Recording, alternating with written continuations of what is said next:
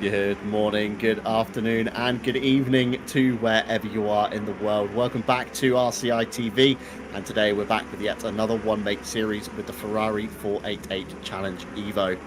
Donington Park, originally part of the Donington Hall estate, opened in 1931 when the German Silver Arrows were battling for the European Championship until it fell into disrepair. Tom Wheatcroft revived the venue in the 1970s and hosted a single F1 race in 1993, but it became favoured for the British round of the MotoGP and for 20 years the home of the Download Festival as well. Tonight though, it will play host to the Ferrari Challenge Cup penultimate round, just over 4 kilometres in length with 12 turns. I'm John Dalton, your lead commentator. Alongside me is Jesse Lee, and behind the cameras is Ash Bibby. Welcome, everyone. Welcome indeed. Hello, John. Hello, Mr. Bibby, and hello, everyone at home as well. Back home in Old Blighty here today, Donington Park, a fan favorite for not only a lot of the drivers, but a lot of us here at RCI as well. The spiritual home of RCI, if you will, is Donington Park, and it was ever such a fantastic day when it was announced that this was going to be a part of their British DLC.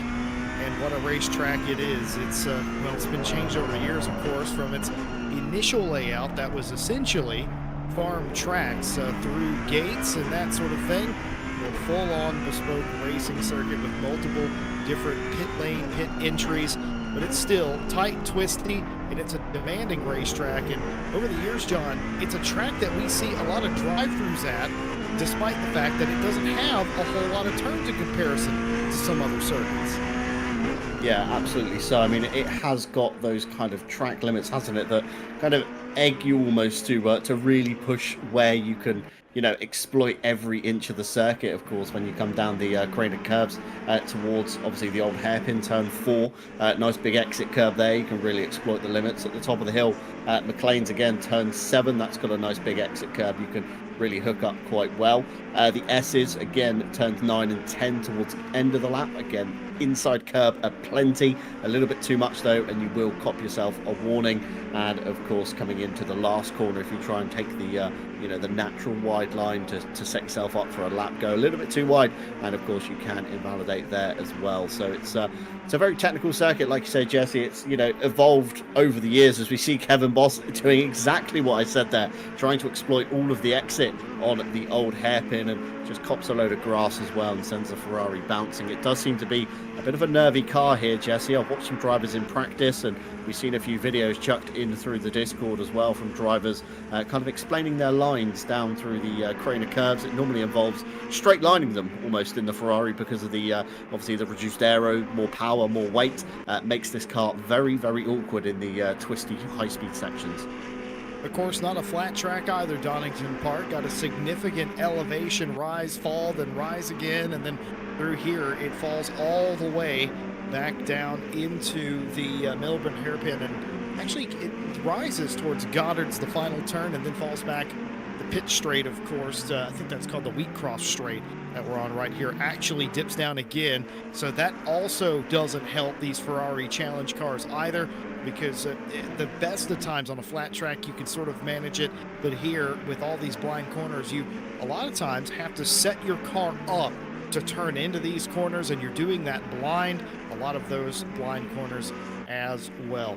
Currently, with qualifying underway, they got 15 minutes. They got 9.5 minutes of that left. Klaus Nyring up in front of the field. Now that's your P2 championship driver coming into the penultimate round of the series. John, we haven't even talked about that yet. We got a championship coming down to the wire. Kumpu and Nyring, they're taking it to each other in every single race. Why would today be any different?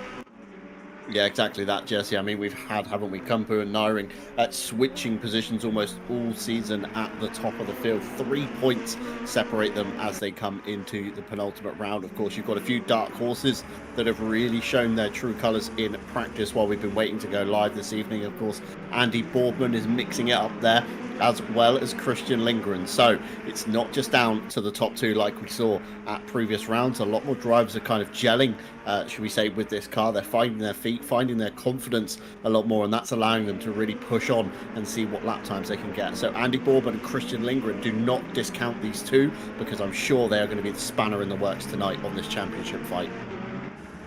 Yeah, you got to watch out. Whenever it's a two-horse race for the championship, you got to worry about the other cars getting involved as well. And there's nothing that they're doing that is wrong in the slightest. They've got races, they've got wins, they've got glory to go for as well. You got to be a lot more mindful of that as a championship driver, not to put yourself in a bad situation. But I've been on both sides of that over my career, and it kind of goes both ways. But I always felt that if I'm not involved in the fight, I've also got to use my best discretion to not mess up anything to do with the championship, because it's one thing ruining a driver's race or what have you. It's quite another to ruin their championship. And trust me, drivers, when they want to, they have the memory of an elephant. They will never forget that. Some drivers will take that grudge through with them for years and years. You'll always be remembered as a driver who ruined their championship opportunity when they had done so well and gotten so close. I could name a few. I will not, but I could certainly do that. But Klaus Deiring at the top, and we noticed something. I didn't do it. You noticed something, John. Klaus was here early, even before the servers were open today, practicing, knowing that he's got to make something happen here today. So far here in quali, he's been able to do that. Yeah, kind of creeping earlier on just to, get a little bit of an insight as to who's, practicing that a little bit more than others maybe. But yeah, Klaus Naring was on the weekly practice server, should we say, where we just purely run kind of like a mock race hour, just so drivers can understand, of course, how the circuit evolves, the car evolves, temps change, etc., and then take that with them to the race. So Klaus has certainly put the hours in. Whether or not he was just going for fastest laps earlier or simulated races, time will tell at the moment, but he's looking very confident at the top of the board with a 1:29.732. We see a couple of the Whittles on circuit here. Richard Whittle in the purpley chrome car, ahead of him Keith Whittle, of course, in the number 157. They're fighting for overall Whittle honours, should we say, down the back of the grid. Slightly less numbers than we're used to today, Jesse. Of course, we did have 39 sign-ups at the beginning of the championship. Race 1 netted 35 of those on the grid, but today just 20 cars. But don't let that put you off, because 20 cars can provide some fantastic action, as we saw last time out. Of course, it was reduced numbers again, but boy, oh boy, did we have a fight. Tail end of the season, it's almost certainly expected that numbers are going to dwindle as the championship goes on. It's quite a difficult car to manage as well, week in and week out. It wasn't the shortest of championships either. So you add all of that up, and then of course you're going to have people that have to drop out. Of course, with the standard issues of time and the way everything changes, you never know if you're going to be able to make some of the rounds or make them all. And of course, the no drop round in this championship, and of course you no-show or you sign out for several rounds, that also could disqualify you as well. Those are league-specific rules, but rather beside the point, it has not deterred some of these drivers by putting on a show. They certainly have done. Charlie in chat's asking a very interesting question. How do these Ferrari Challenge cars differentiate from a GT3? Well, on a surface level, it's somewhat simple to explain. They've got more horsepower than a standard GT3 car. A standard GT3 car will have around 475, 500 some horsepower, thereabouts, depending on what car it is, of course. They're not spec cars. They're all based off the road-going model for GT3. This Ferrari is sort of similar to that, though it has more power than a GT3, gives you an incredible sense of speed. Might be the quickest car to straight line at ACC still, this Ferrari Challenge. The problem then comes on the brakes, which are actually bigger than GT3s, but because you're going so fast in these things, it is harder, or it feels harder to stop, almost like you're trying to stop a semi instead of a sports car. And then we get to the aero. The aero, very basic in design.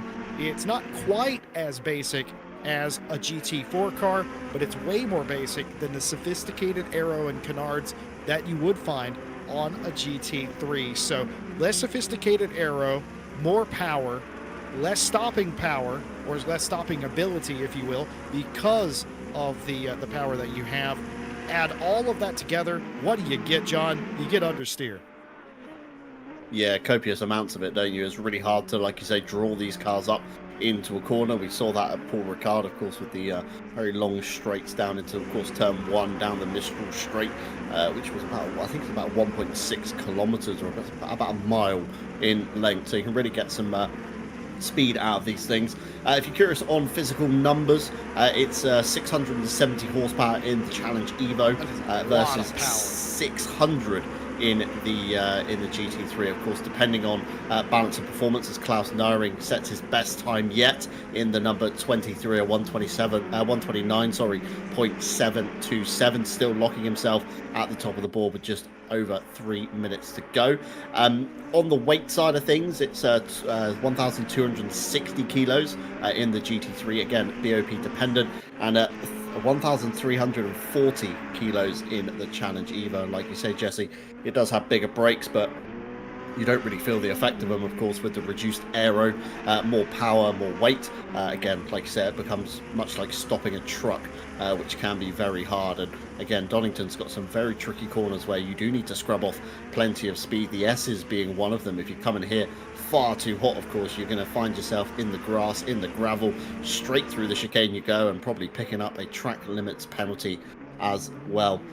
Just watching towards the end of qualifying, of course, still lots of drivers out circulating with valid lap times. If you're curious to know the colours on the right-hand side of your screen on the track map, blue means either they're on an out lap or not a valid time lap, and of course any grey car is on a valid lap, and the red dot indicates who we are watching at the moment.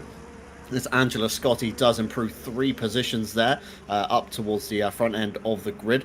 Mike Redford, again, a driver that set a 130.5 last time by a 133, so 3 seconds off the pace, trying to find some all-important grid position. John Aracer is just ahead of him, so a small gain in time, Jesse, will net Mike Redford another position up the grid. And he didn't have the best of races last time out. A few connection issues, I believe, plagued him along the way, but looking to improve this time by, especially on home soil, of course, Mike Redford being of British descent. Yes, indeed. I'm getting scolded for comparing the Ferrari to a lorry or a truck, a semi, if you will. I didn't say it was like that. I said it felt like that under braking. It just seems like it takes an age to get it woed down. Your braking point is nowhere near where you left it. One of the common issues we've had in this championship isn't necessarily the understeer. That's something as a racing driver you can get your head around, and it does feel weird getting out of this car, going into a different car, as John, I'm sure you will know. But the braking distance is the thing that seems to be messing up a lot of drivers. We've seen a lot of cars go straight on, specifically when they're following another car and they don't have clear line of sight. It's almost like they're unsure about where their braking point is, which is interesting. They've had an entire season, but we see that every single week coming to Donington at a track with such tight corners, especially the final couple ones, Melbourne and Goddard's, of course. It's going to be quite difficult indeed. Final few moments of qualifying. Remember, all flying laps will count. The number 15 has retired. That's Tigris into the pit lane. Christian Lindgren for Sim Brothers Racing. The Swede has gone to the top of the board. A 129.677. 5/100ths, a half a tenth over Klaus Neuring for the pole position. But all those cars, Neuring and Kumpu, still out there on the track. Hopefully they can make improvements. This is getting real spicy.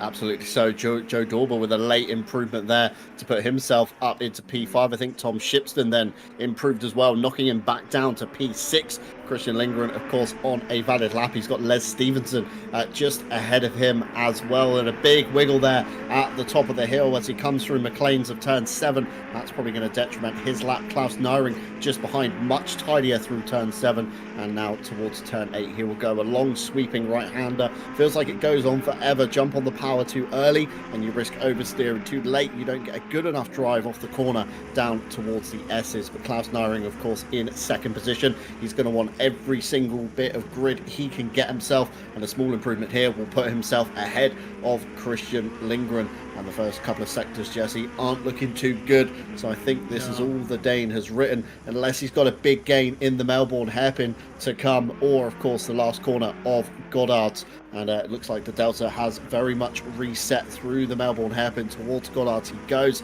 I don't think this one's going to be an improvement. I think Christian Lindgren has locked in that first position. And of course, some all-important bonus championship points. Klaus Naring to the line. No improvement to be had there, Jesse. So Christian Lindgren will start this race from pole position. And once again, not one driver, of course, nailing all three of those sectors. Christian Lindgren losing ever so slightly out to Klaus Naring in the final sector there on your screens. Of course, this is the grid. This is how they all start. And for once, Jesse, every single driver in one page. We haven't really got to scroll to find out who's down the bottom. No, we certainly don't. Christian Lindgren tried to nab the quickest sectors for all of them, but Klaus Naring playing spoilers there. The difference, of course, half of a tenth. That's kind of what you come to expect in a spec racing series, and especially with these pro drivers in the field. The good news for Klaus Naring and Nico Kumpu is neither one of them got pole position here today, meaning that they will not receive the bonus points. That will maintain the gap, at least for right now, with right where it is here on the penultimate race weekend. John, speaking of the championship points, take us through it. Yeah, of course, like you say, the bonus 4 points being nabbed away by Christian Lindgren. So it all comes down to the bonus 3 for the fastest lap in the next hour. Time will tell who takes that honours. But for now, this is how we enter, of course, the penultimate round here at Donington Park. Nico Kumpu leading the field, but only just 242 points to Klaus Naring's 239. We then got a big jump back to Christian Lindgren on 177. We've got Tom Shipston and John Aracer both tied on 140. Andy Boardman 4 points behind in P6. Joe Dorber some 2 points behind him as well. And then a big jump back to Raphael Huel, who isn't on the grid tonight with 118 points. Nicholas Nordqvist again missing from tonight's action, along with Azure Goat on 106 and 102 retrospectively, rounding out your top 10 in pro so far. Of course, Vossi Tigris next on the page, tied with Les Stevenson for 98 points apiece. Angela Scotti just behind them on 90.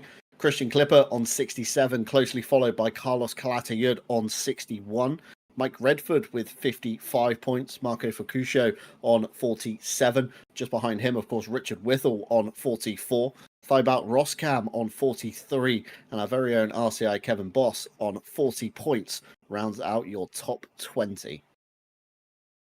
Moving on to the third page, of course, Callum Kerrigan on 31, Hubert Hauser on 29, Martin Foster on 26, and Keith Withall on 8 points. And that will round out your season so far. Everybody else has unfortunately signed out and will take no further part in this series. And just look at some of the names that have bowed out to the Ferrari, of course, some regular names there that we always see. You know, Ted Edwards, Rybecki, Matthew Malcolm, Neil Pimlott, to name a few, have all kind of, hung up their Ferrari challenge hat. And Jesse, I don't blame them. It's a very, very tricky car to drive, let alone an old school circuit such as Donington Park. Of course, plenty of grass, gravel, and large divots and bumps. And it's going to be a very fun race tonight. Of course, Christian Lindgren on the pole, Klaus Naring alongside. He's going to have the outside line into Redgate. Can Nico Kumpu get a fantastic launch? We've seen how good Naring's starts are alongside Kumpu's as well, but could Andy Boardman be the dark horse on the second row of the grid? Of course, he's looking to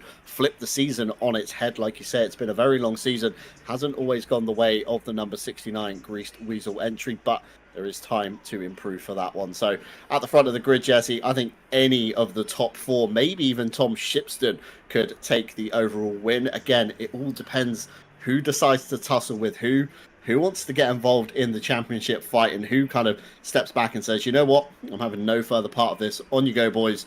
I will sit and wait from the back for the ultimate mishap and then claim all the positions that I can based off that. So it's going to be an electric race tonight, and I, for one, cannot wait to get underway as we grid up for this one.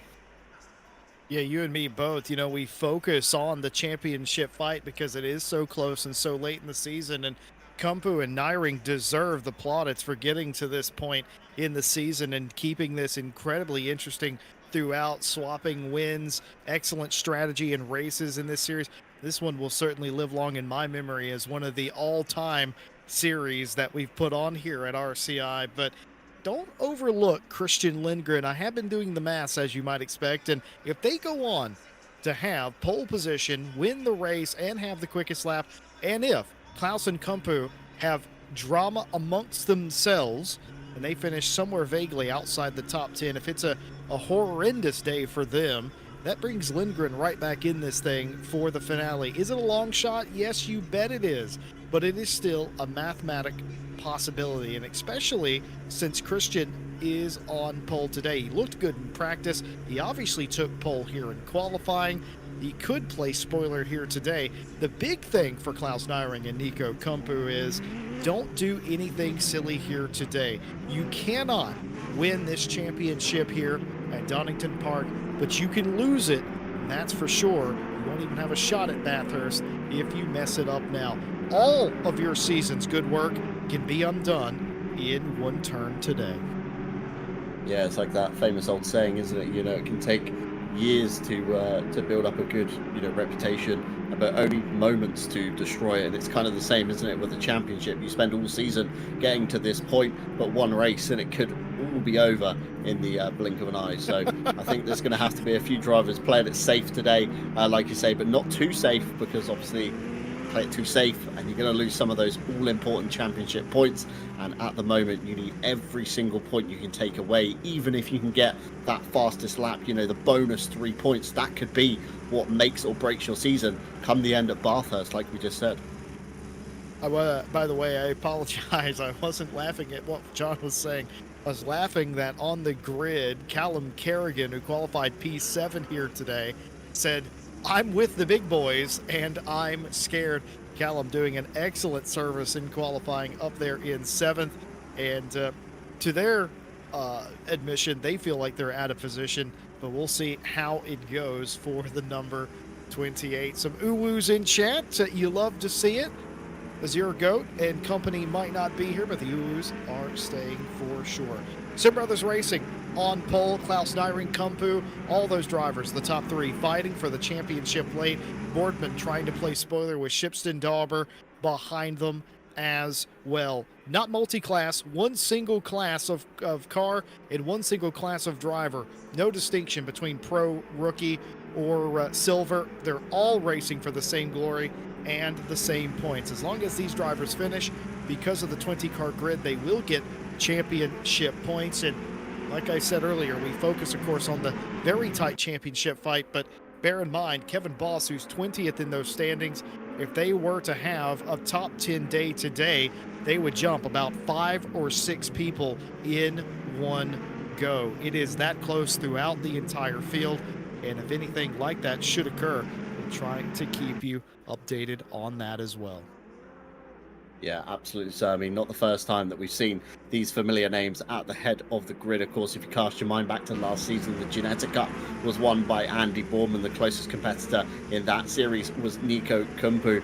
And, of course, you've got Christian Lindgren that ran very well indeed. But tonight we are, of course, at Donington. Cars 2x2 as they come around the last turn. I am very nervous for Redgate. It's a typical pinch point of Donington Park. Turn 1, we're waiting for the green light. It's typically a very long hold. And there we go. Green light underway. An hour on the clock. And it all comes down to this. Christian Lindgren gets a fantastic start with Klaus Nyring looking very cautious. But there's contact. Nico Kumpu and Klaus Nyring have clashed in Redgate. Andy Boardman says thank you very much. Around the outside he goes, and all the meanwhile Christian Lindgren scampers ahead of the field, making a good breakaway in this early stage. Joe Dauber getting mixed up as well towards the top end of the grid. He's gained a few positions. Tom Shipston is following them as well, and it looks like the head of the field has broken away very cleanly. Indeed, Joe Dauber over the grass into the side of Klaus Nyring. Both cars off at McLean's turn 7. Nico Kumpu is going to be rubbing his hands with glee, but he's left the door open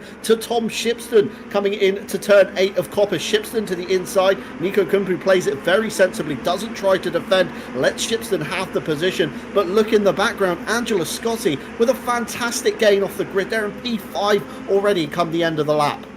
Absolute stonks for Scotty there, the Ferrari racing car. now up inside the top 5. This is a replay. Dahlberg just looks like they pulled out, and because of the limited aero of the car and the braking, just couldn't get it woed down, goes over the curb, dukes a hazard style, and clouts into the championship leader. And it's only mildly better for your second place driver as well. So that is very dangerous lap number 1, and it always ends up like that. The 44 car, I think it is, has had an issue down into the Melbourne hairpin. This is Hubert Hauser. Oh yeah, many cars off, 2 separate incidents, 3 cars off into the wall at the end of the Melbourne hairpin. That was the 44 of Foster I saw spearing off into the dirt as well. Christian Lindgren enjoys a 9/10 of a second lead on Portman Shipston. Kumpu now up in 4th place. They definitely didn't have the best start. It was inauspicious to say the least, but at minimum, they're there with somewhat less damage. And folks at home, you wonder why we talk about the plausible scenarios. You wonder why we talk about the possible but not likely stuff.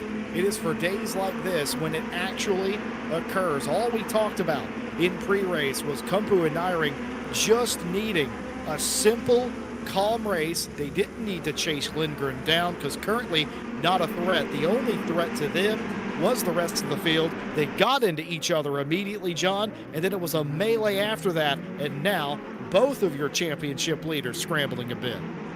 Yeah, that's it, isn't it? The first choke point, of course, of Redgate. That's where the field backed up, and then, of course, it backs everybody up in the middle pack to the rear end of the field. And by the time we got up to the top of the hill and, of course, down towards the Melbourne hairpin, everybody condensed together that little bit more, and that's where the accidents happen. Of course, misjudging braking points, which we covered very vaguely in qualifying, of course, where you think, you know, your braking point, you're dialed in maybe to the GT3 mindset again, you slam on the pedal, and all of a sudden you're not going to make the corner. And it's that racing driver thing, isn't it, Jesse? When you miss the braking point, Les Stevenson off here, down into the old hairpin. Klaus Nyring shoots up the inside, a swift hip and shoulder check on, I think that's about Roscam in the other rebound racing car. It was indeed the number 96, and Klaus Nyring is fired up, Jesse. He has taken no prisoners at the moment.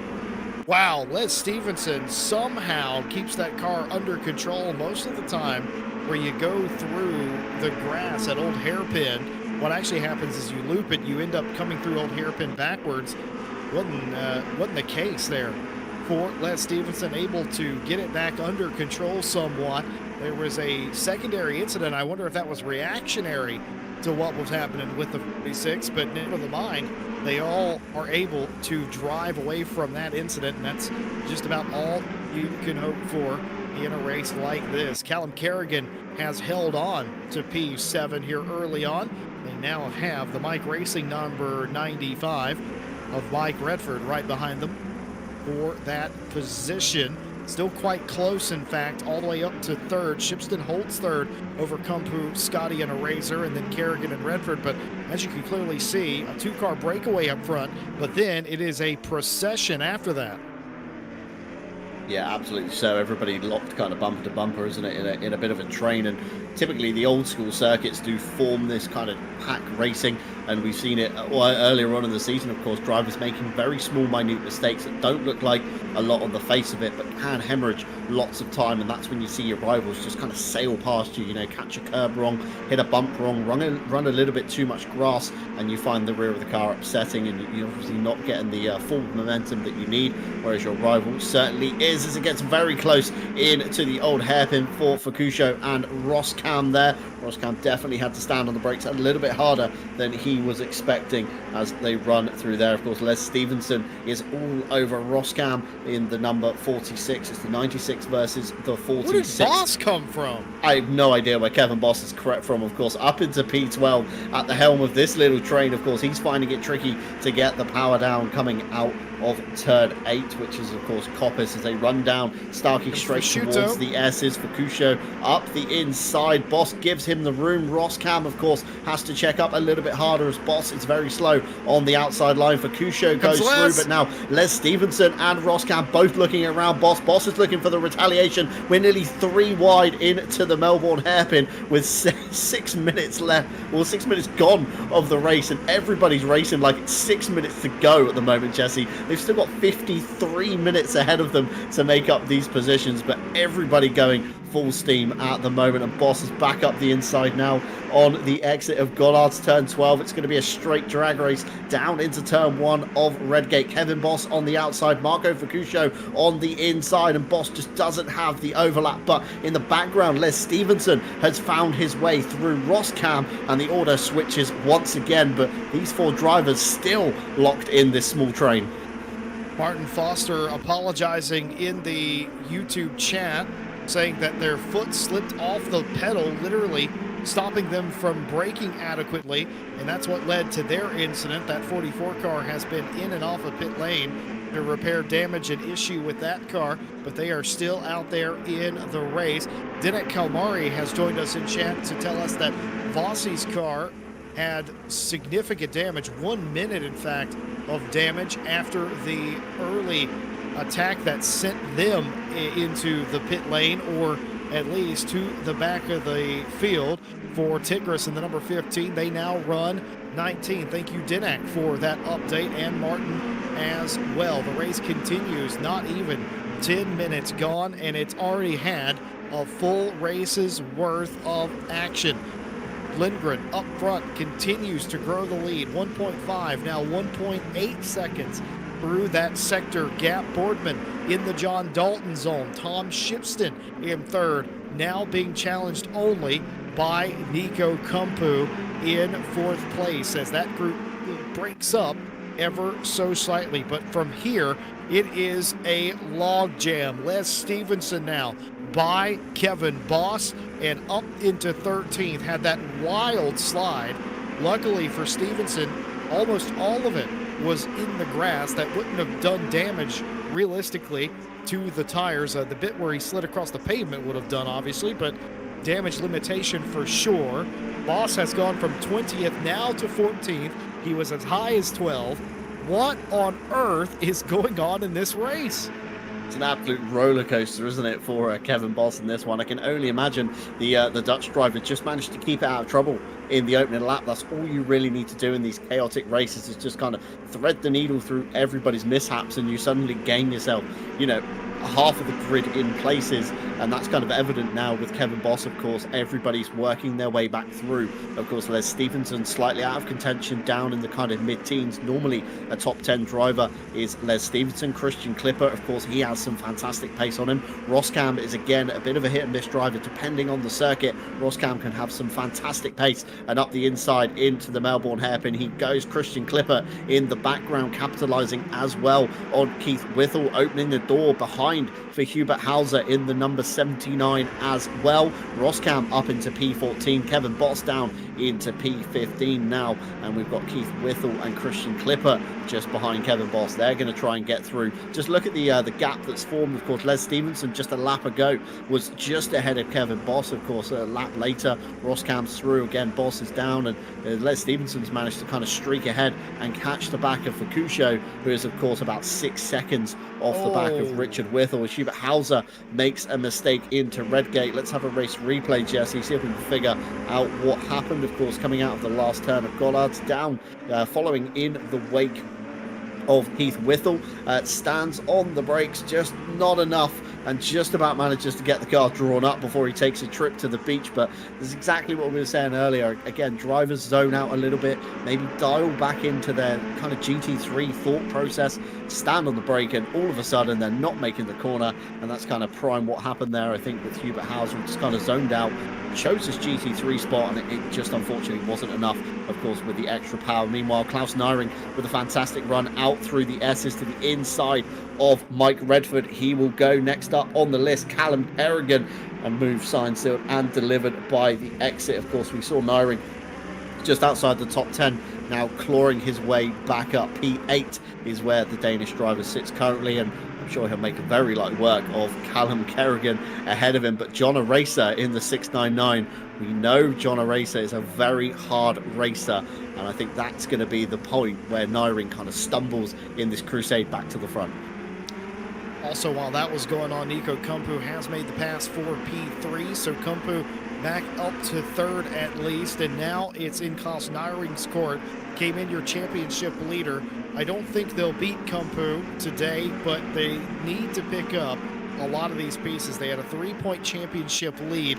I don't think anyone's going to displace Lindgren as quick lap or winner here today. This is all going Christian Lindgren's way, but more importantly for Nyring, they've got to do something. They've got to continue to make up these spots, and more importantly, they've got to do it cleanly, because no live doing today, as there hasn't been all championship.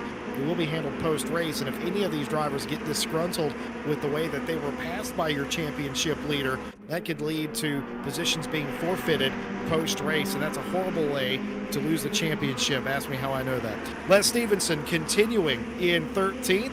They had just about got by Theobald Roscom, and now Fasciuzzo, the next car in line. He's caught him. He sized him up for a lap. He's having a look down into the Melbourne hairpin. A little bit of a move from Fasciuzzo. Les Stevenson down the inside. Space afforded to him by Marco. Marco just lets him go. Les Stevenson for dropping the hammer racing. Up one spot there, up to P12. He's almost back to where he qualified in 11th. It's, despite that moment in Old Hairpin, it's all coming up Les Stevenson again. Yeah, it certainly is, isn't it? I mean, you know, Les nearly finding his way back to, of course, where he was when the green flag dropped. I mean, looking at lap times, him and Richard Whittle running very similar best lap times, and last lap times again very similar. About 0.3 of a second difference between the two, so it might take Les Stevenson quite a while to catch Richard Whittle just ahead.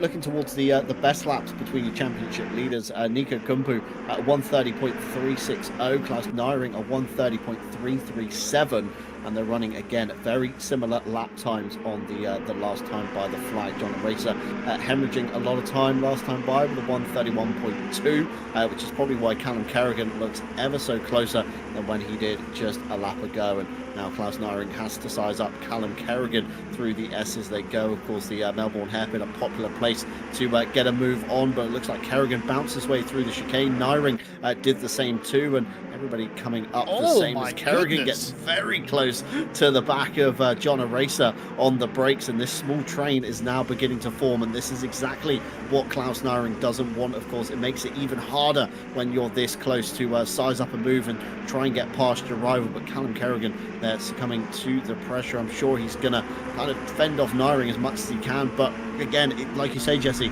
it's not really a championship fight for Kerrigan to be getting involved in. Of course, he just wants to keep it clean and see if he can maximise his points all away from this race. Like you say, 20 drivers on the field. There's a good chance of scoring a big handful of points here. Even if you finish all the way down in P20, you're still going to net 11 points for your championship.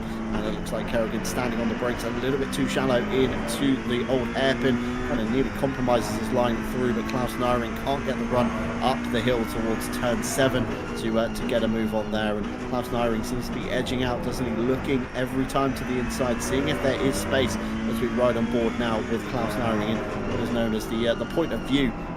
Klaus Nyring looks very confident on the brakes to Kerrigan, but Kerrigan gets much better drive off the corners, and that's the crucial thing, of course. Arriving at the next corner ahead of your rival with no overlap is where you want to be, so you've just got to play it ever so cautiously coming in, leave the door open. I'm sure Nyring is going to go for it. Looks like a very smooth run for Nyring, and they're both off. Kerrigan off to the left, John Aracer also off, and Aracer pinching Nyring to the inside of the Melbourne hairpin. Everybody's running deep. It's a car park down at the Melbourne hairpin, and Klaus Nyring has just undone everything he's worked so hard for in the last 10 minutes or so, Jesse. Joe Dorber goes through. That's a person that you don't want ahead of you. Again, a very capable driver, but I said it when Klaus Nyring was in line with John Aracer. Aracer races very hard, and that's exactly what happened there. Both drivers not wanting to give up the place, and both drivers putting themselves in the gravel on the outside of turn 11. Razor did something interesting there. They didn't they went to defend on Klaus Nyring, realized that Nyring was going to get there and just drove back to the wide part of the hairpin all the way to the outside, but the damage was already done. Nyring was late on the brakes, too late, and somehow they both get taken off. They didn't make contact, but because the road was blocked, they both just end up drifting off into the dirt, and that is going to reset the progress for Klaus for just a little bit. The big winner in all of that, of course, was Callum Kerrigan, up inside the top 5, the 28, for a driver who was a little nervous about starting up here with the big boys, as they proclaimed it. Not Klaus, excuse me, Callum, doing everything in their power. They went off, but they were just far enough behind that incident between Eraser and Nyring that they were able to capitalize on that. They're now inside the top 5. That's incredible. Joe Dauber now working on Kerrigan for that spot, though, for P5. Side by side through the hairpin this time, going up to Goddard's. Backs off of it a little bit there, does Dauber. Here comes Nyring in the yellow machine, trying to go the long way here. If he can do the over-under, this will be very advantageous down the pit straight. Unable to do that after V'ing off the corner. Position still with Dauber. Kerrigan gets away a little bit in front. Kerrigan, who was under attack a few corners ago, has a little bit of a gap, and the assault on the back of Joe Dauber, courtesy of Nyring, fully on here on this lap. This has been incredible drama here late in the season. Yeah, I mean, 20 cars on the field. We thought this would be maybe a relatively chilled race, but certainly not everybody taking lumps out of each other and nobody wanting to kind of, give up positions as easily as we thought. Callum Kerrigan there covering off the line. Oh, and it's there's a big contact crash between Joe Dauber and Klaus Nyring into the top of the hill, into McLean's turn 70.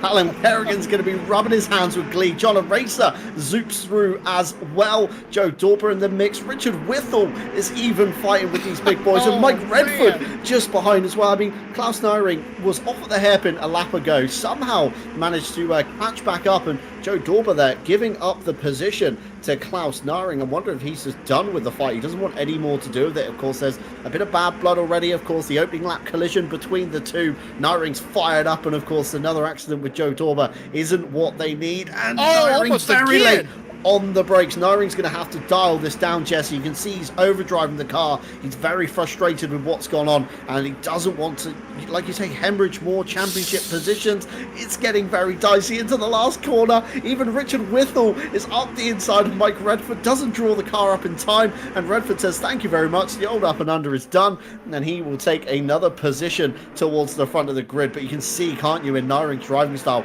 he is very fired up, Jesse.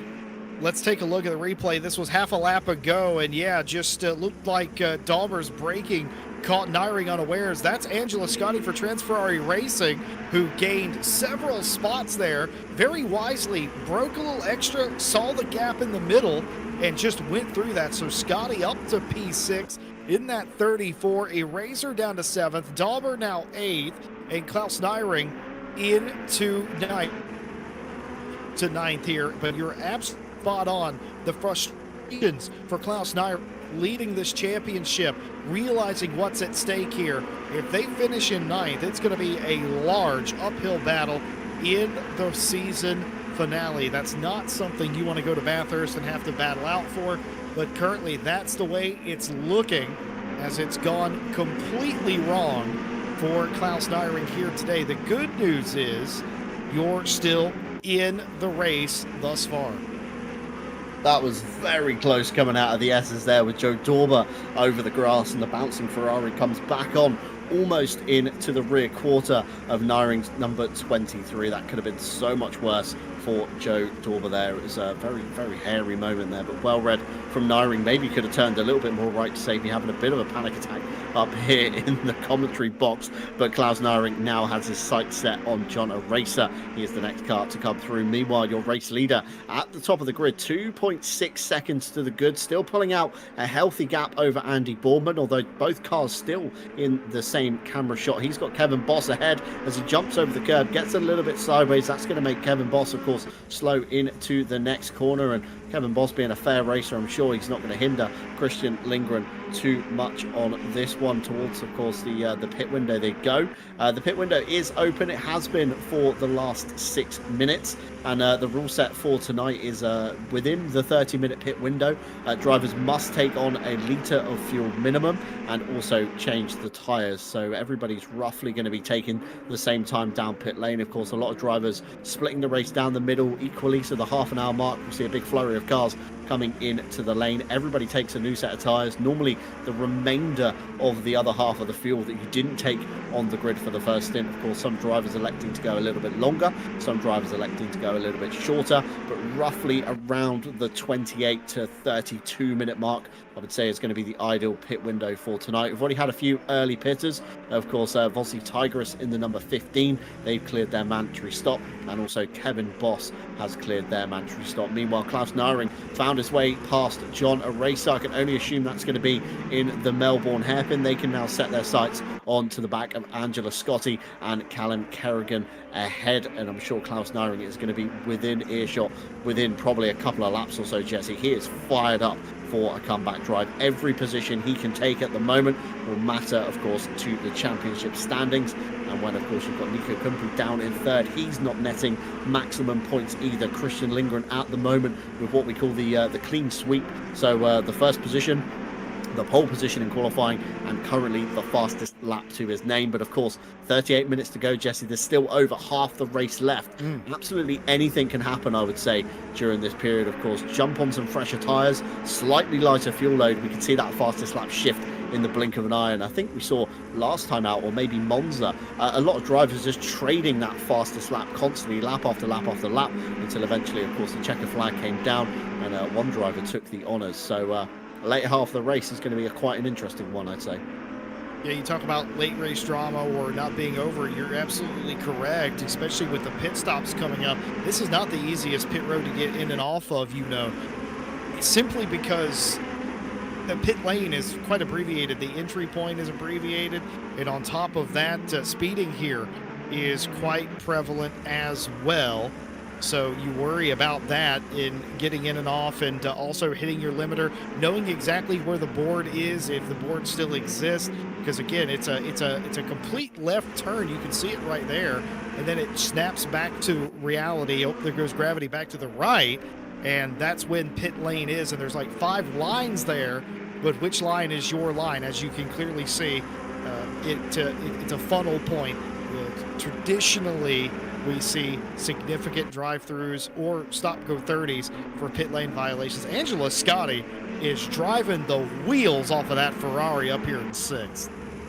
Yeah, Callum Kerrigan wanted nothing to do with that fight at all. Stays very wide out of the old hairpin, and Angela Scotti goes flying through. But you could see how they entered the corner, of course, under braking, a big wiggle from the number 34 Trans Ferrari Racing, and just managed to get it drawn up in time. But yeah, certainly pushing the limits of that car. And in the background, Klaus Naring is about to get involved with Callum Kerrigan in the next half a lap or so as well. So Angela Scotti is going to want to try and break away as much as they can, build up as much of a gap to Naring. So of course, when it comes to the pit stops, it may be settled on pit lane, on who can service their 488 Challenge Evo, the fastest down the lane at the moment. But Christian Lindgren, meanwhile, 4 seconds to the good out front. I can only assume Andy Boardman has made a bit of a mistake, because the gap to Nico Kumpu has also come down a little bit as well. So it's all about consistency in these cars. The smallest of mistakes, like we said earlier, can cause the biggest of time losses. Callum Kerrigan runs himself a little bit deep into Goddard's. That allows Klaus Naring nearly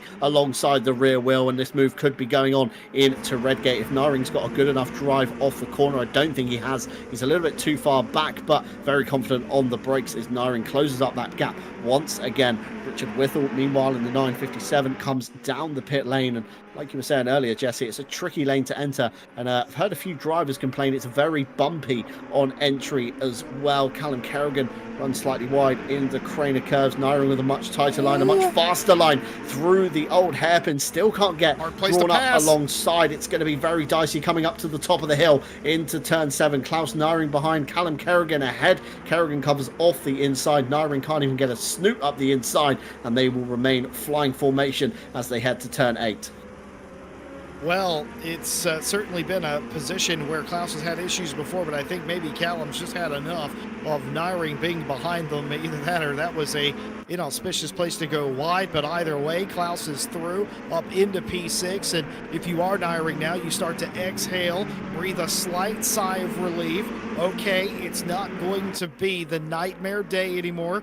We're in P6. We can probably get P5. We'll worry about it afterwards. The gap might not be the end-all be-all, though as I've said that, there was a 3-second gap between second place Boardman and Kumpu. That gap is now shrinking. Nico Kumpu closing in on Andy Boardman for P2. It's only 2.2 seconds, so I wonder if Boardman maybe had it off, maybe the tires going off on that Ferrari challenge car, but either way, Kumpu closed up more than 3/4 of a second in the last lap or so.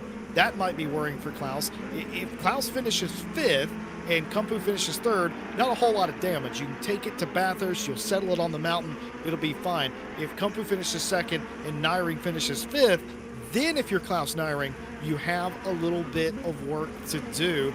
But that's all the ifs, buts, and maybes with 33.5 minutes left to go in this race and a daunting pit stop left for the majority of the field. Clippert's been in the pit lane. Richard Whittle has as well.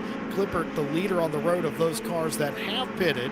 And of course, anybody with an amber number 1 beside their car number, that means they have a mandatory pit stop left to give. Anybody with a green rectangle, that means they are good to go to the finish. That means that they have satisfied the minimum requirements of pit road here today. So as you can clearly see, the majority of the field still have a pit stop to give. More Joe Dauber action here. Is this going to be a pass with this? A little bit of nudge in contact right there. Not the worst we've seen here today, but again, a difficult place on the racetrack to try and make a pass, though. Rebound Racing's 777 with Dauber makes it happen. Yeah, it just looked like a bit of clumsy driving, didn't it? Maybe Joe Dauber just a bit zoned out. Didn't quite realise how far John Eraser was towards him. And, of course, a slight rub between cars, but no major drama. Like you say, seen a lot worse this evening, so both drivers will continue along their way. John Eraser, meanwhile, has Callum Kerrigan ahead of him. Joe Dauber has managed to get through these two and has escaped up the road somewhat. Although, of course, Klaus Nyring is way up the road now on the number 777. 4.3 seconds to the good. Cast your mind back maybe 10-15 minutes or so ago. Oh, it's a crash! Dauber and Nyring, Callum Kerrigan goes around in the old hairpin. We've seen a few troubles from Kerrigan getting off that corner, a few confidence issues going in as well, and I think that's exactly why. Maybe he's done that move in practice. I know as soon as you get a corner wrong, it plagues you, Jesse, doesn't it? It plays on your mind. I've done it once, I could do it again, and this time I'm in a race scenario, so it's going to be even worse if I do it now.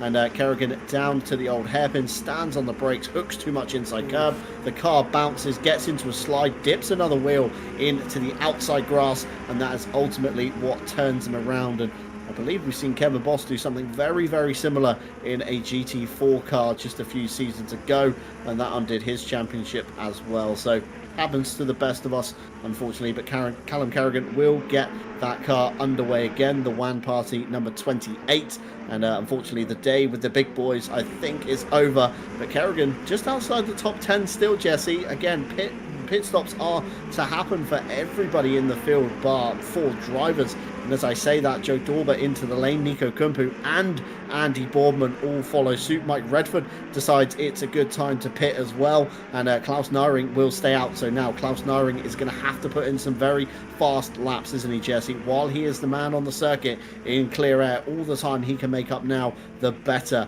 And of course, he is still yet to serve his mandatory stop as well. And it all comes down to pit lane, doesn't it? We've seen a lot of time lost this season already on pit lane, so the more you can make up, the better, as Klaus Nyring closes up to the back of Angelo Scotti. That's not what Klaus Nyring wants right now. He needs clear air. He needs to get pushing and try and set those fast lap times with the wounded car he has beneath him. Will he repair any damage? Of course, there's a lot of wounded cars in the field, Jesse. The damage repair could be the undoing of gaining time versus losing a lot of time at the moment. Of course, a lot of opening lap dramas between the whole field, really. So if you elect to not take damage, that could be a big time gain for your race. Yeah, it is one of those kind of deals where Nairi needs to get a move on. Many cars have come down pit lane. Boardman and Kumpu notably were down that time. So was Redford, Fasciuto, Hauser, and Keith Whittle in the lane. This lap, Christian Lindgren, your leader, has brought their car into the pit lane along with Tom Shipston. Just need to be clean here. Angela Scotty's going to peel off into pit lane as well. That will leave Klaus Nairi all alone by themselves. They will take the lead of the race for the time being. They're one of the few cars who have yet to complete their stop. They've got 14 some minutes, but John, I think this is correct. I think your strategy call might be what he's doing. Klaus is going to go out there and go the distance as far as the window will allow and try and make up some of this time on the racetrack where they know they're going to have some clear air. Being stuck behind Scotty was a little bit of a hindrance. Almost lucky that Angela came in when they did, but nearly everybody into the lane this time. John Razor came in. Callum Kerrigan did not come in that time through. Les Stevenson, Roscombe, those are your 4 cars who have not pitted. Oh, and that's a bit of an unfortunate moment there for Klaus. We saw Callum Kerrigan get over the curb and unsettle the car. Now Klaus Nairi nearly did the same thing. Yeah, almost so, didn't he? Through the inside turn of turn 8 there, Coppice just hooked a little bit too much grass, and you can see how unsettled these cars are. A lot of drivers complaining through the S's in the run-up to the race during practice. The car is very unsettled, and even more so when you, of course, dip a wheel into the grass with the kind of fall-off effect that you get. Of course, the grass is sometimes a little bit lower set than the curb, so the car kind of falls into a crater and springs itself back out, which, you know, really unsettles it in these racing scenarios. Of course, Richard Whittle just on the back here of Christian Clipper. John Racer down in P12 with Clipper. That's not a fight I thought we were going to be seeing today, but again, it all comes down to the pit lane strategy, doesn't it? I wonder if Klaus Nairi, yeah, like you say, Jesse, is trying to get those fast laps in. He's going to keep going until he hits some traffic, and then, of course, when he does come down the lane, he's going to have less fuel on board on a fresher set of tyres. Is he playing the long game towards the checker? Maybe thinking, if I run a lighter car on fresher tyres, could I get the fastest lap away from Christian Lindgren? And, of course, put faster laps into my rivals to make up that time that I've lost in the early stage of the race. I think he has put enough fuel in at the start. Of course, you can't really foresee your strategy ahead. Most drivers, like I say, take enough for the half an hour, as we see Christian Clipper having to go defensive here on Richard Whittle, getting very close in the old hairpin. But Klaus Nairi has certainly put enough fuel in the car to go the distance. So again, that could explain why maybe the pace was a little bit off at the beginning, as Theobald Roskam now comes down the lane to take his pit stop, and it's just your top 3 and Foster yet to take a trip down the lane. You got to be real careful with the tire selection, though, because again, you are not required to take tires down pit lane, but if you do, you've got to do it early enough that it's advantageous that you can use said tires. Doing so in the final 10 minutes wouldn't really work. He's going to have to, if that is what he's going to do, if he's going to be lighter on fresher tires, that's a fine enough strategy, but he's going to have to come down sooner rather than later. But around here, a couple of laps can make a difference. So if these drivers maybe haven't taken tires, or maybe they did, they've already got a little bit of scrub on them, and Klaus Nairi down into the lane, he will surrender the lead to Les Stevenson and Callum Kerrigan, who will not go through. They will come into the pit lane. So the drop of the hammer race in 46 with Les Stevenson, despite all the dramas, they have matriculated to the front of the group for the time being. They will be the unlucky car, the only one to have not made a stop thus far. They have 10.5 minutes left to go, and you start to wonder about the strategy. Of course, they have to pit inside the window, but beyond that, the strategy's up to them, how much fuel they take, if they take tires, if they want to take tires. Keep in mind, they've only got to take a minimum of 1 liter on pit lane to satisfy the pit requirement. So you wonder here if Les has intentionally taken a larger fuel load, trying to go longer in the race, or maybe, as you mentioned earlier on, they had a little bit of drama early in this race. They were trying to claw back some of that. The easiest way to do that is to be out here in clean air and not actually have to battle or pass cars. That could also be their strategy. There's not been a penalty on pit road at all today, and there still hasn't been. Callum Kerrigan down and gone. They are clean. Klaus Nyring on and off pit road. They are also clean, and that has worked a little bit for Klaus, as Nyring is now up to P6 again, and they are clear of Scotty, who finds themselves in a battle with them right now. And it will be a little bit of a war here until those tires get up to temp for Nyring. Yeah, if you remember, of course, Scotty led Nyring into their pit stop, and Nyring decided to stay out. So positions have switched on the pit lane. Just want to correct you, Jesse, on the mandatory pit stop requirements tonight. It is a litre of fuel, but must take a set of tyres. They must. Okay. Must take the set of tyres. So everybody's going to be on roughly an equal kind of pit stop time. Of course, at this point, there's not going to be much variation in strategy, although, you know, depends when you want the lighter end of the car, like we were saying earlier on. Just looking towards the pit stop times at the moment, everybody just inside the 57 seconds. You've got Christian Lindgren on a 57 flat nearly. This is from kind of pit in to pit out. Andy Boardman on a 58.7. We've got Nico Kumpo on a 57.8 on that one. Tom Shipston equaling 57.8 again, and Klaus Nyring on a 57.6. So everybody relatively close at the top.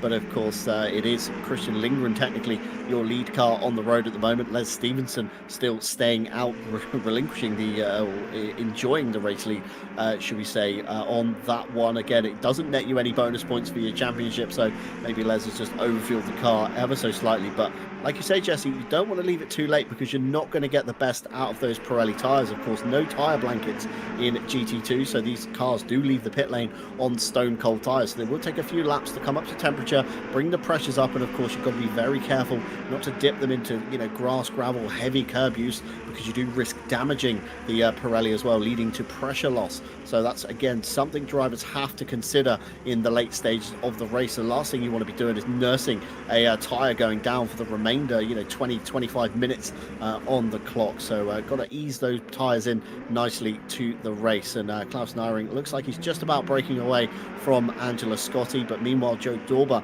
is now behind the number 34 on that one, and he's looking very racy, isn't he? All race today. He's going to want to try and get through for the rebound racing entry, and it's looking very close into Gollard's, but I don't think he's going to have a move going into Redgate. But all the meanwhile, of course, this is going to allow Klaus Nyring to sit in that clean air zone, isn't it?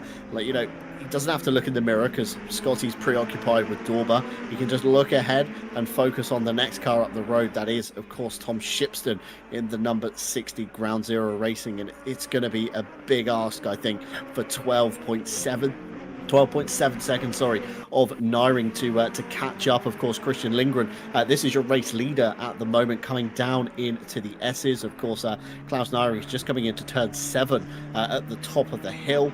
So again, that's going to be a very big ask. I can't see Nyring. If he does catch anyone, it's going to be Shipston. But, I mean, finishing 2 positions behind Nico Kumpo, of course, is your championship rival. So it's not going to be all too far away from it, isn't it? You know, at the moment, Kumpo is still within earshot, like you say, Jesse. He's not going to get the fastest lap of the race. Christian Lindgren looks like he's already solidified the bonus points. So Lindgren, maybe with a clean sweep today, takes away any bonus points from Kumpo, and it just comes down to pure finishing position. And it's going to continue this fight to Bathurst. And what a fantastic circuit to round a championship off at. You know, Mount Panorama. It's a crazy circuit. It's provided some of the best racing in RCI, I would say, some of the best endurance races across the ACC calendar. And I believe it's all thanks to Ash Bibby, who was whispering in the ear of Tim Ireland. Yeah, I heard he might have a little bit of a hand in it as some side-by-side action here into the Melbourne hairpin. I don't think they'll be able to make it happen. You got to stay on the racetrack here, and does. You know, it's been close racing out there on the track here today. It's been close in the pit lane as well, as you would well expect out of a lot of these drivers. And it's not a given that the quickest, that the fastest car on the racetrack will actually be the best on and off of pit lane. But today it is. Christian Lindgren, that 57.145 on and off of pit lane. That includes the stop. A lot of 57-second stops. That's not the time sedentary in the box. That's line to line, of course. A lot of those, a lot of 57.4s as well. Lindgren had a 57.1. Nobody near him in that respect. A couple of tenths behind him with the 4s, though. Klaus Nyring ran a 57.4 down pit lane. Mike Redford, Christian Klippert ran a 57.4 down pit lane. All throughout the field here. And nobody with the exception of Callum Kerrigan, was, well, actually, I take that back. Several cars near the back of the field were over a minute. What does that tell us? Well, that tells us that they were repairing damage of some sort, several seconds worth of damage, 10 seconds in some cases. Keith Whittle, I think, may have been doing significant repairs as well. Les Stevenson finally yields with 4.5 minutes left, and they will bring the drop in the hammer car down pit lane. That will matriculate the field up a spot. Lindgren leads by 6 seconds over Boardman, who might be the most bored racing driver in the entire field today. The Greased Weasel 69 continuing their excellent drive. They've kept Kumpu at arm's length. That's been as close as 2 seconds. The gap's been as wide as 3 seconds. It's 2.5 now. Cut the difference. Kumpu has not really closed down on Boardman too awful much in this race. So 1 lap they gain, 1 lap they lose. Pretty much dead even there. Shipston on an island unto himself. I don't think Klaus is going to get there. You talk about the swing in the points, John. It's about 6 to 8 points.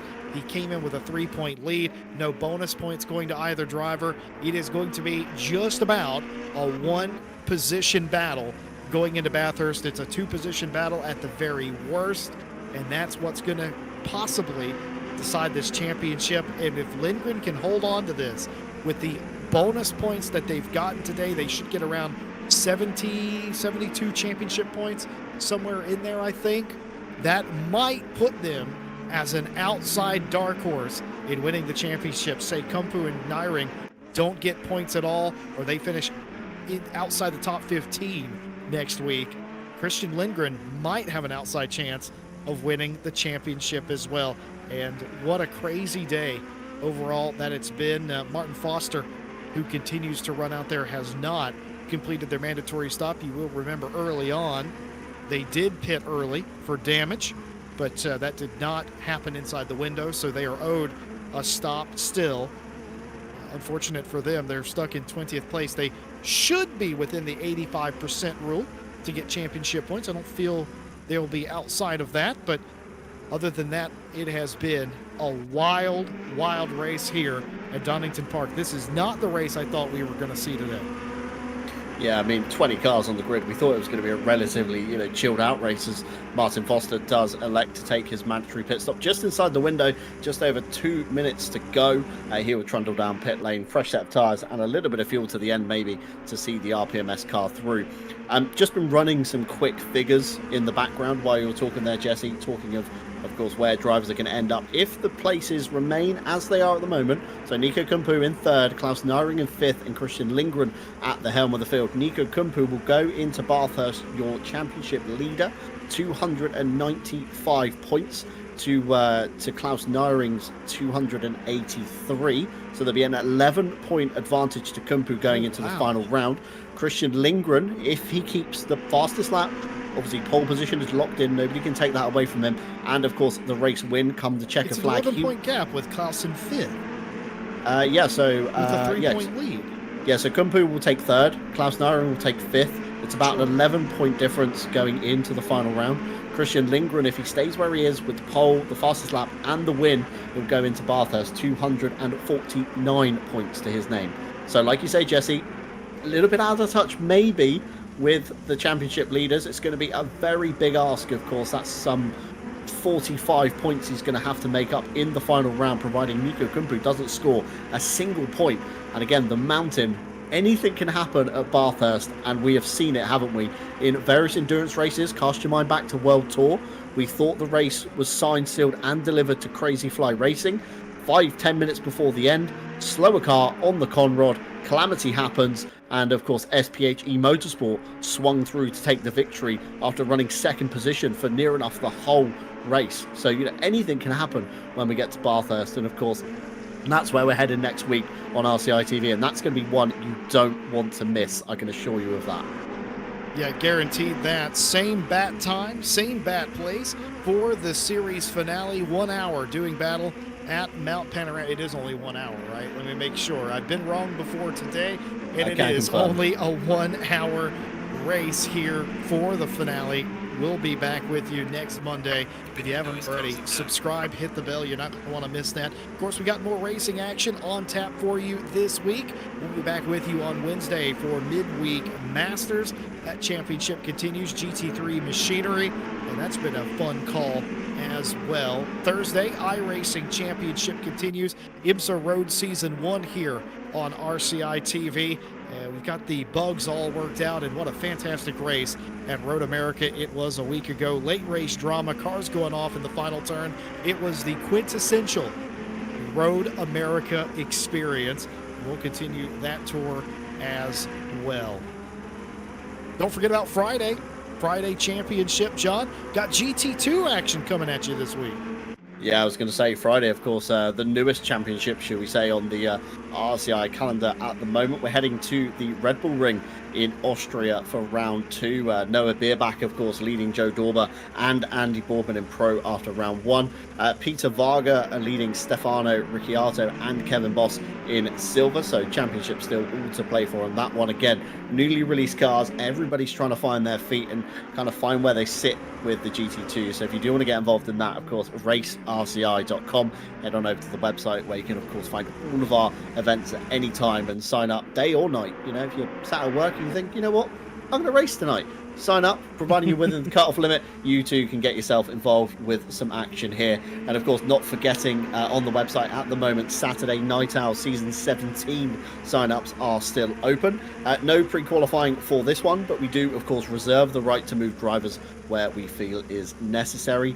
25-second fixed pit stop times and 60-minute races, with the finale being 90 minutes in length. So if you do live a busy life in the evenings and the night time, or you're just in an obscure time zone is where you need to do your racing, then Saturday Night Owl is for you.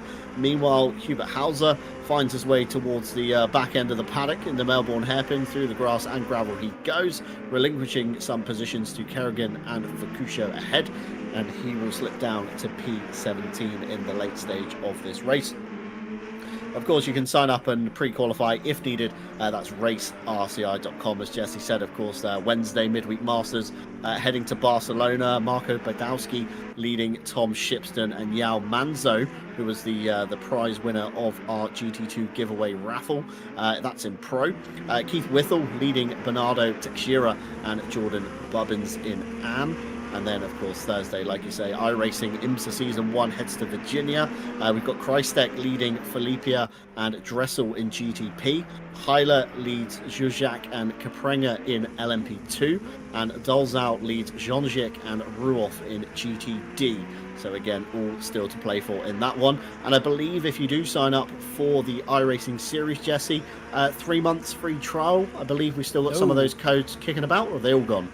Unfortunately, we no longer have any of those trial codes, but I will say we appreciate everyone that has taken part in that program. There were quite a lot of you, and we hope that you enjoyed that. But unfortunately, at the moment, we do not have any more promo codes. Well, there we go. That solved that one.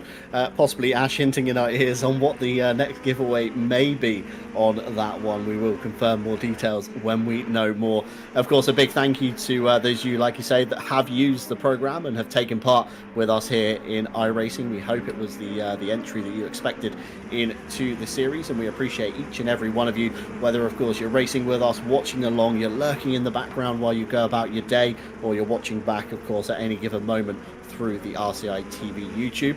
Jesse's still hard at work creating playlists in the background, so if you do want to watch through one of your favorite series, it's all I've in worked order. it out, by the way. You've finally mastered it?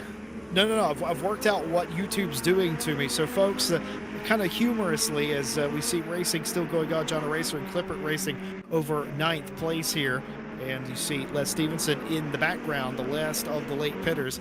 But I've figured out what YouTube does. This is a peek behind the curtain, also a funny anecdote. YouTube will only allow you to create 22 playlists a week.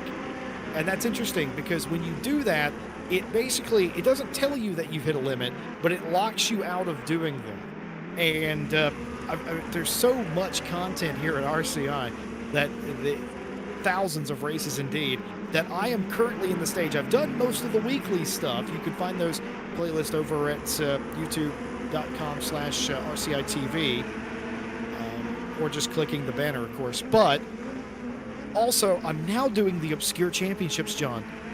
Did you know that we've done some wild championships, some one-make series, some older cars and stuff? We did a championship that was all Porsche, apparently. Porsche GT3, Porsche Cup Car, Porsche GT4. I don't even remember that, but we've done that. That's the process I'm going through now. I'm finding the Obscure Championships. I'm putting them in a playlist. I hope you like them. And of course, if you see any errors in the playlist, please report that to me or Mr. Dalton, and we will fix that. Yeah, I do remember that championship quite fondly actually being announced. It was one of those championships that I kind of looked at and thought that could be very interesting to sign up to, and then never unfortunately found the motivation. I even discussed it with, I think it was Tom Pottage at the time when that was announced. Should we sign up as a team? Should we just give it a go for fun? But yeah, neither of us did sign up in the end. But yeah, plenty of wacky and wild races going on at RCI, like you say, from the one-make stuff on Mondays that Tim Ireland's cooking up, all the way down to, of course, the new Friday event admins in the form of Kevin Boss, and I don't know who the second one is. Remind me, Jesse. Ash Bibby shouting in my ears. It might be Tom Watts. Yeah, I think Tom Watts is doing that. Maybe. One, isn't he? Could it be Tom Watts, or could it be maybe Ash Bibby? I think Ash that's him. Kevin Boss cooking up a storm on Friday. So yeah, if you are looking for a few new unique races that maybe haven't been done before, Fridays could be your thing. Of course, while we're talking about unique events as well, on the website at the moment you'll find Tim Ireland's next kind of dabble into Automobilista 2 with his one-off event. It's the turn of the Formula 1 V10 cars, and Tim has decided to host a full-length Canadian Grand Prix at Circuit de Gilles Villeneuve with an active safety car, authentic tyre wear and fuel usage as well. Pit strategy obviously entirely up to the driver on this one. Providing enough signups are met as well, there will be no AI to fill the grid, so it could be the first human race that we've hosted on Automobilista 2, and that sounds like an absolute hoot. Of course, going back to the F1 V10 days when obviously pit lane refueling was a thing, Jesse. 3-4 stop races were a viable strategy at some circuits. You know, that could provide for some excellent racing, and certainly would break the norm of all this GT stuff that we've been doing in ACC. It certainly would do. You actually reminded me of another one-off championship we did where you had to pit multiple times in an hour, and that was the stick. That was the thing for the championship, was that you had to manage 2 different pit stops throughout the race, and that was crazy as well. Not just standard GT3 racing. Not every race is GT3 at Spa around here, as you can clearly see here on Mondays, and of course Friday with that new GT2 championship, now going to the newest track in ACC. 7 minutes left here at Donington Park, the penultimate round of the Ferrari Challenge Cup. Christian Lindgren has qualified on pole. He practiced on pole, and he has the quickest lap, and he's scampering away to the checkered flag here today. It may not be his championship in the end, but for Sim Brothers Racing, this is a very shiny badge for them. They have done the work here today. They have vanquished their closest foes, and they will be the stars of the day. And what was not necessarily a surprise to us, but the manner in which Lindgren has done it, the dominant manner, is the surprising part. Just took the lead, never looked back, and hasn't been under any duress as far as we can tell the entire day. Kumpu and Nyring, your other 2 championship contenders. Nyring certainly going to lose the championship lead after an incredibly rocky start here today. They've been able to right the ship. It's going to be a top 5 unless something untoward happens here in the final 5 minutes for them. But it will likely mean that they will lose their championship lead and need to beat Kumpu by multiple positions here at Bathurst in 1 week's time. That's what we're working with, of course. All of everything I just said, my least favorite saying, pending post-race stewarding, if applicable. Of course, we'll bring you all the updates prior to next week's race in the qualifying session or the practice session for the finale next week. Yeah, we've seen, plenty of incidents here tonight, so it won't surprise me if, unfortunately, a few drivers will be submitting some obviously stewards inquiries to have a look at. Of course, no live stewards with us here on Mondays at the moment. We've been very nice and decided to give them a little bit of time off in the evenings, of course, to do what they need to. And again, stewards reports will be gone through in the week before next week's race, so all positions and championships will be signed, sealed, and settled by the time we roll into Bathurst, and that's going to be one you do not want to miss. Of course, GT3s there are absolutely fantastic. I can only imagine if you take away some of the downforce, add a load of power and some weight on top, it's going to provide for some interesting stuff across the top of the mountain. Meanwhile, Les Stevenson, one of the last pitters, Jesse Lee, we were speaking about earlier, of course, just outside the top 10 kind of all race. He's now finding himself inside the top 10, having a fight with Christian Clipper, trying to go the long way around. Meanwhile, in the background, John Aracer in the 699, very late into the Melbourne hairpin, nearly run themselves off the road as well. So Clipper's going to have a mirror full of Les Stevenson at the moment in the drop in the hammer, number 46, and just under 4 minutes to go. This could be a very good fight on our hands that we see forming at the moment. Les Stevenson back where we expect him to be, inside the top 10. I think maybe that new rubber definitely coming into play for the 46, and Clipper, I came in with the sort of the group, I would say. They will have had several lap older tires, and that doesn't sound horrible on the face of it, but here right at the end of the race, that is all the difference. That could be the difference between Les Stevenson sneaking up the inside versus Clipper going ever so slightly wide. Christian fighting for the position as you would expect them to do here in the late going, but look at that, Les Stevenson able to just pull up to the back of Christian Clipper, the BHR driver. As Les takes a look there, thinks about it at the top of the hill, backs out of it for the time being. McLean's not the best place to make a pass, but he had a look anyway.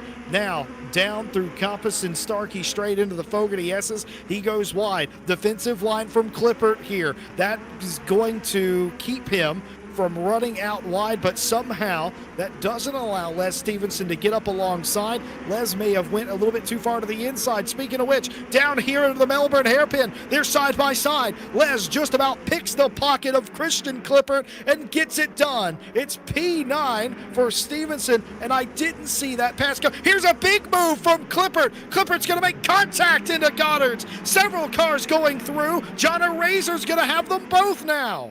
Yeah, that's a very unfortunate bit of driving, isn't it? Clipper, excellent defense through the S's, parked it in the middle perfectly, stopped Les Stevenson getting the run down to the Melbourne hairpin. Of course, just about left enough room for Les to find his way through the inside. Very clean and tidy move into the Melbourne hairpin, and then we got to Goddard's, and Clipper firing a move from quite a way back, need I say. John Aracer's gone wide in the crane of curves, touched the curb and the grass. He's off in the gravel at the old hairpin. John Aracer about to lose a lot of time as well after gaining some positions. Look how far Clippert fired that Ferrari back. I mean, Les almost gave enough room. There was contact. I think Clippert admitted he was wrong there, and of course let Les Stevenson go through. And meanwhile, John Aracer capitalized on the both of them, but gave the inside line to Les into turn one. And what are we seeing here? This is a bit of Keith Whittle ahead, getting a little bit of a bump from Joe Dorber there behind, coming out of McLean, turn 8, and that's of course Joe Dorber through, and now Keith Whittle coming under pressure from Vossi Tigris. This is actually for position, Jesse Lee. This is for P18, and I mean, it doesn't sound so significant, of course, when we've been talking all race about Lindgren, Kumpu and Nyring, the kind of Scandinavian title force that's obviously forming at the moment. Lindgren, of course, the Swede, Kumpu, the Finnish driver, and Nyring, the Dane, as Tigris gets very close there into Redgate, has to turn away from the corner and will hamper himself through the crane of curves. But this is essentially for P18, and this is the difference between 13 and 12 points. Again, doesn't sound like a lot, but looking at the championship order, of course, we saw a few drivers mere points away from each other. So at the end of it, you're going to wish that you fought for that place. Even though it's a couple of points, that could be all you need to beat your rival. And of course, with everybody fighting for overall honours tonight, it's not like the traditional RCI split where we have Pro and Silver or Pro and Am. Potentially, I mean, race leader coming through Goddard's, number 48, Christian Lindgren. I think we are going to go one more. Absolutely not. I mean, 6.2 seconds, Andy Boardman just behind, and Nico Kumpu is a second behind Andy Boardman at the Uh-oh. moment. Could this be a fight forming that we see as well? I mean, looking at the pit stop times, they both pitted on the exact same lap, lap 18. So Andy Boardman and Kumpu's tyres are going to be equally as fresh as one another. I mean, you look back to the fight we witnessed between Clipper and Les Stevenson. Les Stevenson, 11 laps fresher on his Pirellis and Clipper, and that did certainly show. But Nico Kumpu is in the dying stages now. The white flag is out. The gap has come down again, Jesse. It's under a second now. Time is running out. There's about half a lap left. Can Kumpu do enough to get to Boardman? But he is using every inch of Donington Park right now. Trying to get there is Nico Kumpu. This gap that's set stagnant at 2.5 seconds for the majority of this race has come back to him. I don't know if Boardman's lost a little bit of traction or maybe they backed off a little bit, but that has allowed Nico Kumpu to have a little glimmer in his eye that maybe he can extend his championship gap in this race.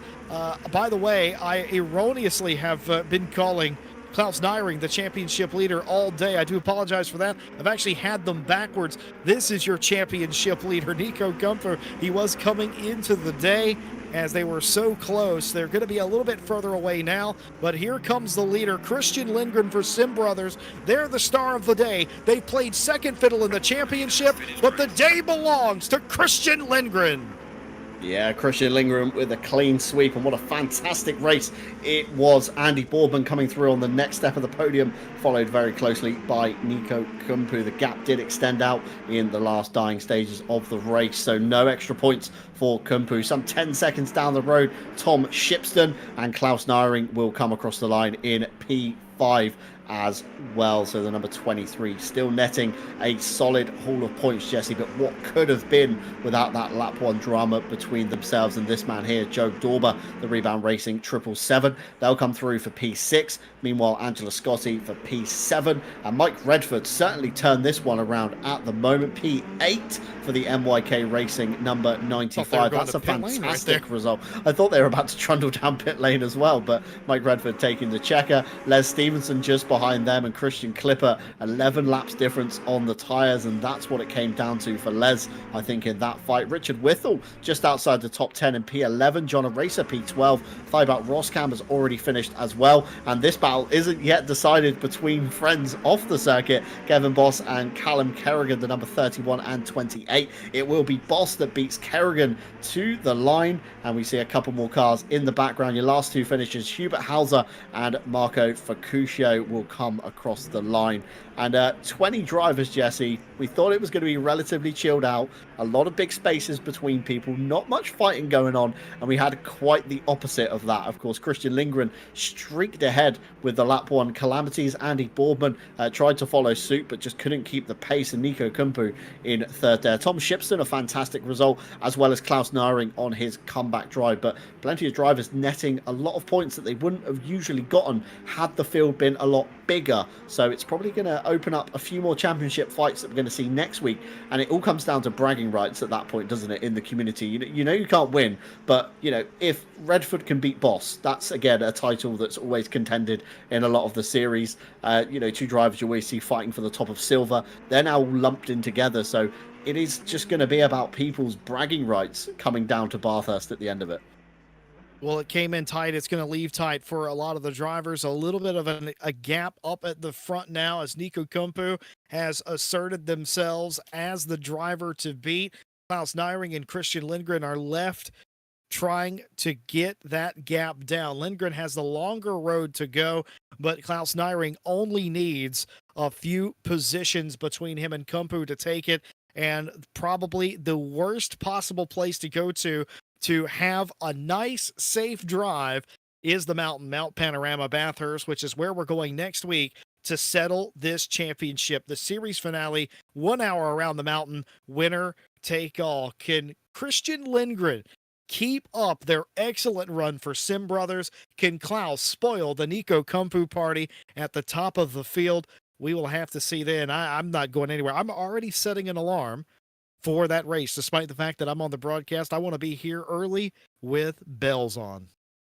Yeah, it's going to be the old Scandinavian showdown, isn't it? When we go down under next week between the Swede, the Dane, and the Finn, who will come out on top? Time will tell, but it's going to be very close indeed.